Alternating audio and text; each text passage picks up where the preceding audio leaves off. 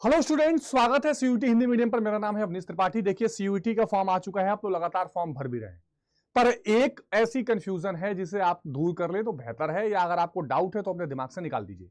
मैं बिना time waste किए सीधे आता हूं कि मैं विशेष करके यहां पर 3 यूनिवर्सिटी की बात करूंगा, डीयू, बीएचयू और इलाहाबाद यूनिवर्सिटी। देखिए डीयू में पहले से यह बात चली आ रही है, पहले से यह सिस्टम चला आ रहा है कि अगर आपको बीए ऑनर्स करना है तो एक लैंग्वेज और 3 डोमेन चाहिए। अगर आपको बीए प्रोग्राम करना है तो भी आप एक लैंग्वेज 3 डोमेन से कर सकते हैं, या एक लैंग्वेज एक डोमेन और जनरल टेस्ट से कर सकते हैं। अब बहुत बच्चों का यह सवाल आता था कि सर मुझे बीए ऑनर्स करना है लेकिन मेरे पास तो केवल 2 ही डोमेन है, अब ऐसे में क्या मैं डीयू के लिए एलिजिबल नहीं हूं? तो बहुत सारे लोग पुराने सिस्टम से बता दे रहे हैं कि नहीं आप एलिजिबल नहीं है, जबकि इस बार सिस्टम बदल चुका है। वहीं इलाहाबाद यूनिवर्सिटी में क्या है? इलाहाबाद यूनिवर्सिटी यह कहता है कि अगर आपको बीए ऑनर्स करना है तो एक लैंग्वेज, पहले यह सिस्टम था कि एक लैंग्वेज, जनरल टेस्ट और 2 डोमेन मांगा जाता था, लेकिन क्या एक डोमेन से भी इलाहाबाद यूनिवर्सिटी में संभव है? और क्या बीएचयू में भी कोई चेंज हुआ है? फटाफट देख लेते हैं।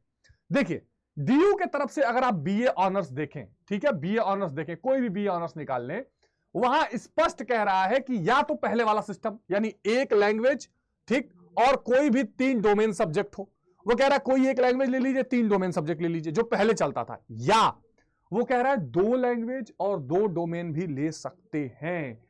ये क्लियर कर दिया है। अगर मैं डीयू की सीधे बात कर लूं तो अब आप क्या कर सकते हैं, या तो आप एक कोई लैंग्वेज और 3 मेन सब्जेक्ट जो 12वीं में पढ़ रहे हैं उसको सेलेक्ट कर लीजिए, या आप 2 लैंग्वेज और 2 डोमेन भी लेकर कर सकते हैं।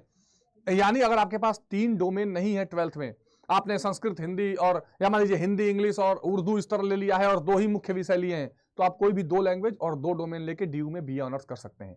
या बीए प्रोग्राम के लिए आप एक लैंग्वेज, जीएटी और डोमेन से भी काम चल जाएगा या इससे भी काम चल जाएगा।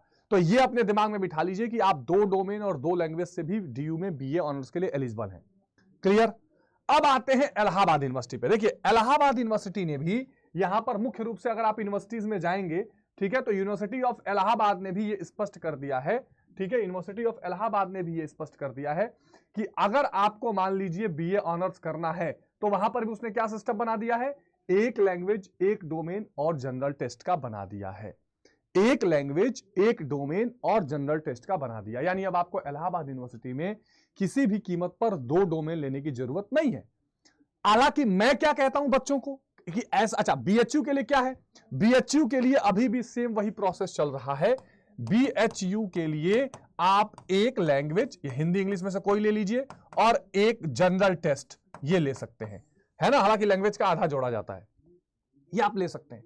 लेकिन अगर मास्टर कॉम्बिनेशन पूछा जाए कि सर मास्टर कॉम्बिनेशन क्या है ना, या आप कह लीजिए कि ऐसा कॉम्बिनेशन जो सब में काम आ जाए, तो आप ले लीजिए एक लैंग्वेज, ठीक, 3 डोमेन, या आप 2 डोमेन भी ले सकते हैं प्लस जनरल टेस्ट। लेकिन अगर आप 2 डोमेन लेंगे तो लैंग्वेज 2 लीजिएगा। अदरवाइज अगर आप एक लैंग्वेज 3 डोमेन और जनरल टेस्ट ले लेते हैं तो आपका काम बन जाएगा। इतना दिमाग में रख के आप लोग फॉर्म भरिए, अगर अब तक नहीं भरे हैं तो। यह बात बिल्कुल क्लियर रखिए। बीएससी के लिए याद रखिएगा, बीएससी के लिए लगभग हर जगह क्या है, आपका पीसीएम मांगा हुआ है। मतलब जो मेन बीएससी है, BSc bio, BSc chemistry, BSc physics, इन लोगों के लिए आपका फिजिक्स केमिस्ट्री मैथ्स है।